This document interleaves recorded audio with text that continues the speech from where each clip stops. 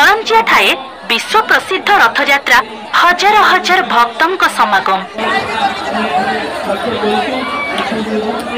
विश्व प्रसिद्ध रथयात्रा जहाँकि गाँ ठारू सहर सहरु पाली जाए एही विश्व रथयात्रा पालन करा जाय थाए। प्रभु जगन्नाथ निज भाई भौणी को नहीं बाहरी थांती निज माउसी घर को भक्त एवं भगवानक ए रही थाए महामिलन। एही परिप्रेक्षी रे आमे पहुंची थिले मयूरभंज जिल्लार करंजिया ठारे प्रभुंक रथयात्रा थिला टिके नियारा रूपे पालन करा जाय थाए। एठारे परंपरा अनुसार 2 दिन धरी रथ टणा जाय थाए। प्रथम दिन पुरुष माने प्रभु बलभद्र एवं प्रभु जगन्नाथଙ୍କ रथ टाणी थांती। मां सुभद्राଙ୍କ रथ को अधा बाट जाए महिला माने टाणी थांती एवं परदिन परंपरा अनुसार महिला पुरुष प्रभु को गुंडीचा मंदिर नहीं थांती। तेबे एठारे कुहा जाए को अमलरु हेब रथयात्रा अनुष्ठित होई आसुछि। चलित वर्ष हजार हजार भक्तଙ୍କ भिड़ देखिबाकू मिलिथिला। तेबे रथयात्रार प्रथम दिन रे दैनंदिन नीतिक्रांति और पूजार्चना परे 4 घटिका समय रे